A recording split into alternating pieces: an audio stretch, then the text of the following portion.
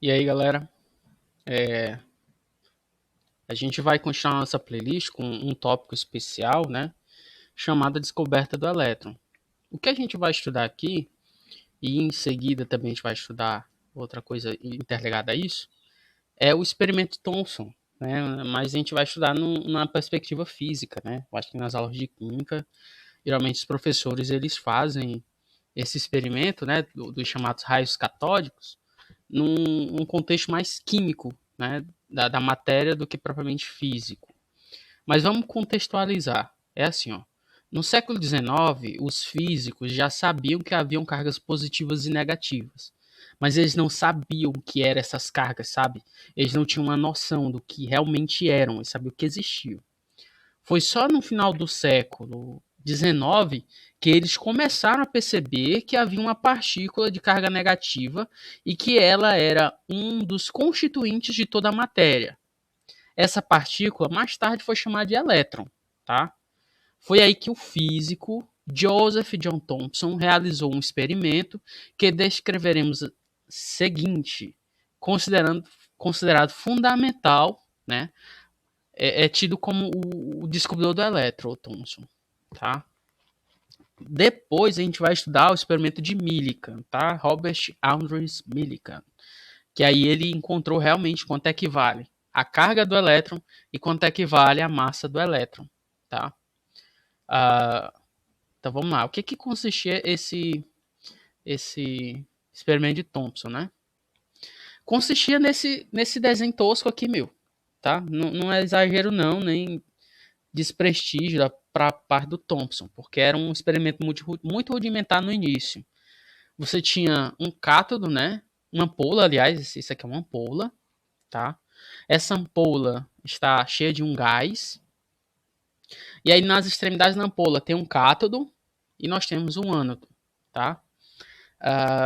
E aí ele submetia essa ampola a uma corrente de alta tensão. E aí o que foi que ele percebeu? Ele percebeu que uma coisa, exatamente assim, é como ele descrevia, uma coisa saía desse cátodo, passava por toda a ampola e ia para o ânodo. E aí essa coisa, ela diferenciava de acordo com o gás. Né? Para alguns gases, essa coisa tinha uma intensidade maior que parecia um raiozinho aqui, ó. Ele vinha dançando aqui e terminava aqui no ânodo. Outras vezes era só um brilho, né, nas duas extremidades aqui, ó, tá? Então, foi uma coisa muito nova e abriu a mente dele, né?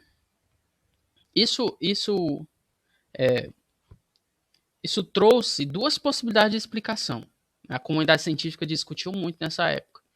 E uma das discussões era se esse brilho era algo luminoso, a luz, né, estava inteiramente ligado à luz, ou se realmente poderia haver uma partícula que passasse, né, do cátodo até o ânodo.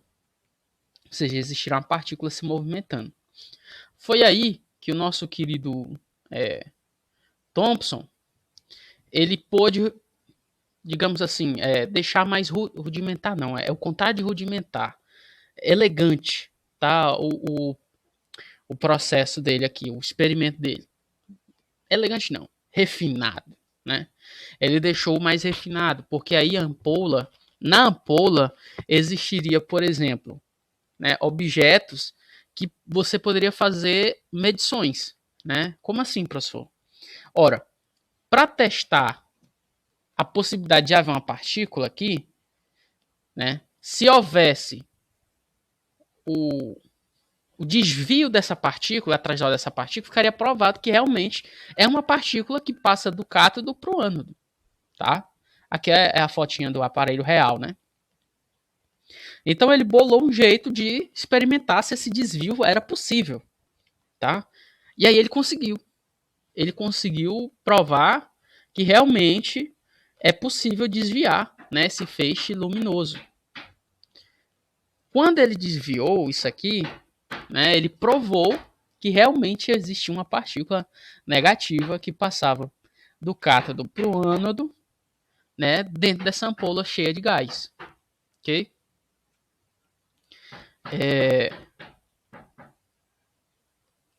passando aqui para a próxima figura, a gente tem um esquema, né? Um esquema dessa partezinha que eu circulei na figura anterior. Olha, tá? Então a gente tem essas duas plaquinhas aqui, geradoras de um campo elétrico, tá? Professor, então o processo de desvio da partícula, a gente vai estudar isso? A gente vai estudar isso agora. A gente vai abrir as continhas aqui, né? E tentar entender como é que ele chegou a essa fração aqui, ó. Tá? Que é a razão entre a carga e a massa do elétron, tá? Então vamos entender aqui, ó. A gente tem que quando a partícula entrar no sistema sobre o campo magnético, né? Ela vai ter uma trajetória retilínea com velocidade constante, tá? Adentrando a esse campo, ela vai sofrer a ação de uma força, tá? Eletromagnética que vai desviá-la, tá? Então ela vai desviar aqui, ó. E aí, ao sair desse sistema, ela vai ter uma velocidade em y e a velocidade em x, ok? O que a gente vai fazer? Ó, a gente precisa entender que ela vai subir um certo tanto, chamar isso aqui, ó, de... Eu não fiz certo esse símbolo, né? Ô, coisa ruim. Ó, aqui vai ter um y1, tá? E aqui, o momento que ela vai subir mais um pouquinho até esbarrar no aparato, ela tem um y2. Então, o que a gente quer saber? A gente quer saber um ΔY, tá? Por enquanto. Vamos equacionar isso? Bora.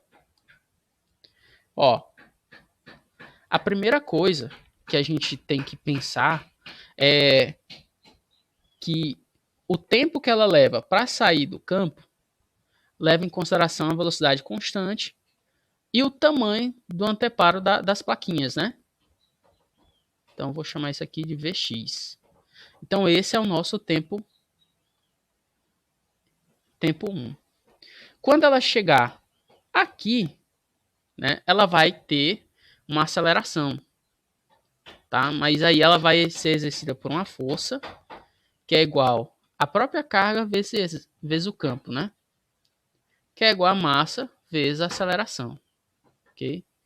Então, isso aqui significa que a aceleração vai ser igual a Q E sobre M, a massa do elétron, tá? Aí, o que acontece, né? Tendo a aceleração, a gente já pode ter o valor do y1, que seria, né, o desviozinho que ela sofre. Então, inicial, antes de entrar no sistema D, tá? Então, antes de entrar no sistema D, ela sobe y1 é igual a T1 ao quadrado sobre 2. Cinemática aqui, né? Equação 3. Essa aqui é a minha equação 2, tá? Equação 2. Então, para y1, substituindo aí os valores de T1, né?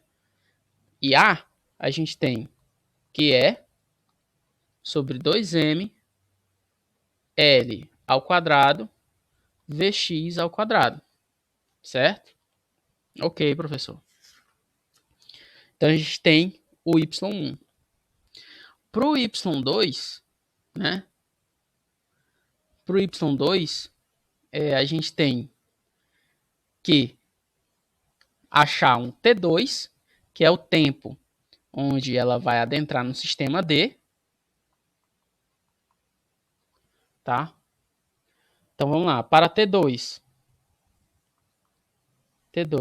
a gente tem que T2 é igual a V em Y, ou Vx, D sobre Vx. Por quê, professor? Porque a velocidade em x é constante, tá? Ela não muda. Mas vai mudar o tempo, o espaço onde ela percorre, né? Ó, equação 5. Ok? Continua.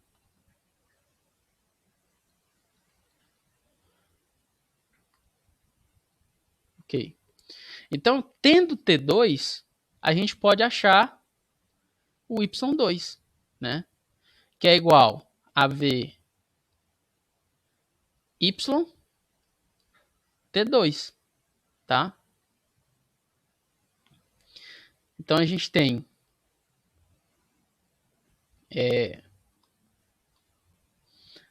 uma equação, T2 a gente tem, falta achar o Y2. Esse VY2, ou que VY2, VY, tá? Esse VY é nada mais do que A,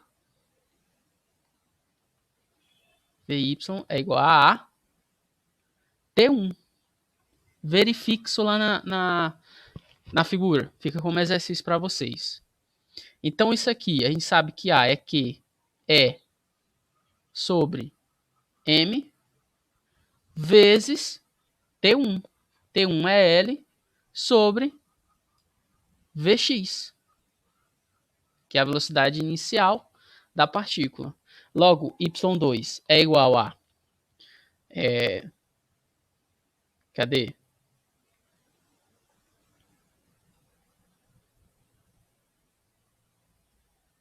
Aliás, aqui, né, já está o meu y2. É que é sobre m L Vx vezes T2, que é D sobre Vx.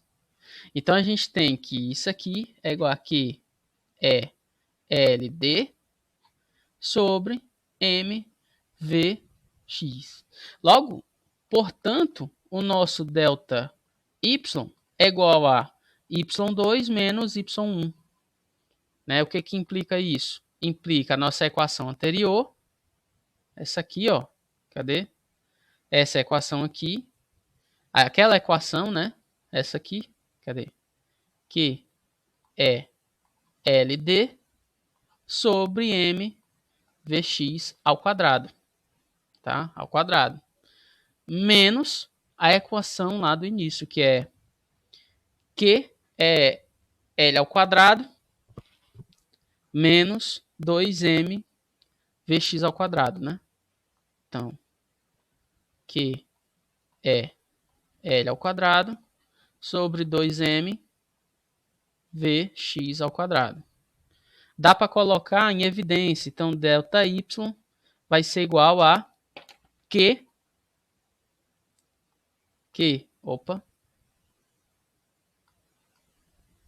vai ser igual a Q é L sobre mv ao quadrado vezes, né, D menos L sobre 2. Ok? Ok, professor.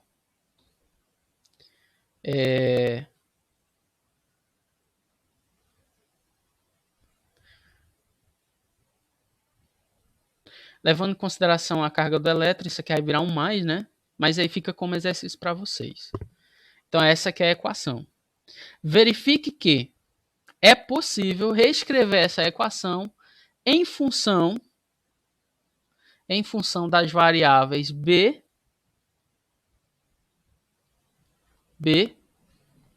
E, L e D. Porque a gente não conhece propriamente V, tá? O Vx, ok?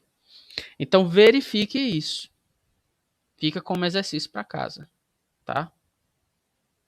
Então, essa é a forma que o Thomson ele calculou esse desvio, tá?